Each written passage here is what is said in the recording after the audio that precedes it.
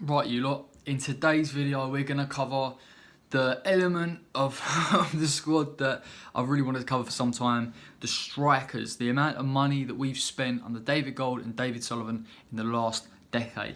It's stupendous, the amount we've spent, £170 million and £30,000. Where did it go, eh? Where did it go? Listen, I'm going to tell you, but it's not great. We managed to recoup around 65 million and 60,000. So we've ultimately lost over half the amount of money that we've spent. We didn't really make money on any striker up until around 2014-15. Around that time, we brought in Enner Valencia and Andy Carroll. So there was £16 million and £13 million respectively. Andy Carroll, as good a player as he was on his day, and we'll all remember from that Arsenal game, what a player in the air and a real talisman at times when he played. And he played very, very little, and we didn't see the best of him, over his spell at West Ham until he got released last summer. So massive outlay on a player that wasn't regular, that couldn't be consistent, and to be honest, hadn't had a great injury record beforehand. And Valencia, a South American signing who'd impressed at his previous club.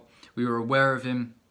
He came in, scored that fantastic goal against Hull City, but he never really pushed on. I think towards the end of his time with West Ham, he looked weak. He physically wasn't good enough for the league, and he just wasn't getting enough goals. And to be honest, we lost a lot on both of those players, in my opinion. There's an argument that Andy did a good job in certain spells, but for me, that doesn't recoup the money that we spent on him. The only player in this entire list that we made money on, the entire list, that's from Yamidos, Elans, Enner Valencias, I think Diafra Sacco. We might have made money on Diafra, but the big standout player was Marko Arnautovic. There's a huge argument here that Marko Arnautovic is the only player that we've brought that was consistent enough and obviously deserved to recoup the value and a little bit extra.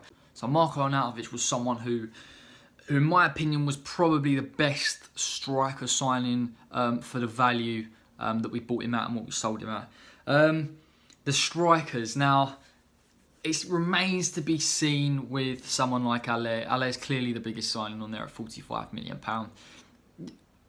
Did we do our homework on him? I've got massive doubts over it, He come from the German league. We know about him, Rebic and Jovic, and we know that he performs better in that system. It does make me question, there's a lot of signings on there, a lot of, amongst a kind of the occasional big signing, there's a lot of free signings, and that smacks to me, that let's buy a big name, let's buy a player who we think's good enough, and then let's just improve the squad depth by adding a few free transfers. Now, the striker issue has become more prominent this year because they went and sold Hernandez, Perez, Carroll and Arnautovic in the same window and brought in Haller. Now, from a footballing perspective, that's criminal. You can't have one outright striker, someone like Xande Silva, a Jetty who was unproven, and Antonio. Now, when I say it out loud, it does sound like we've got four strikers, but really and truthfully, not four strikers of quality that can interchange and rotate within the squad. And, ultimately, West Ham, particularly under David Moyes, didn't fancy two of them, and Antonio really was converted to that striker position to fit the system.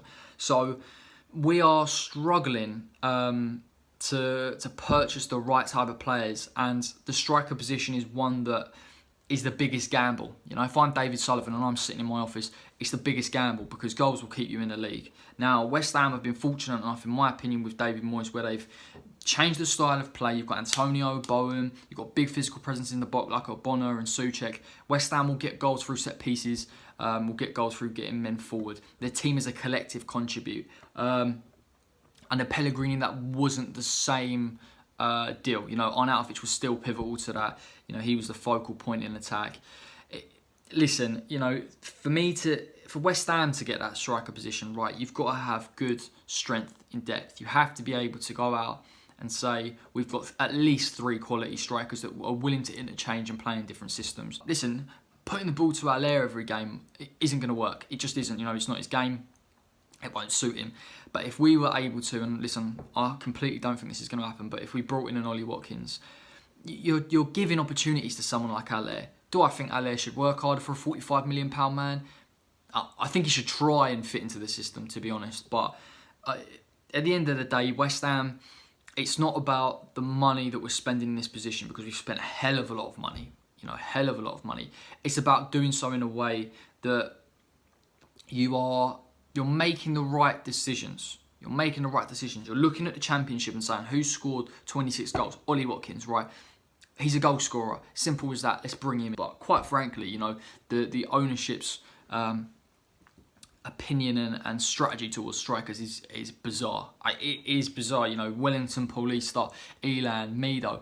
You know, and I've heard interviews before, you know, well, they were cheap deals and, you know, we'll just bring him in.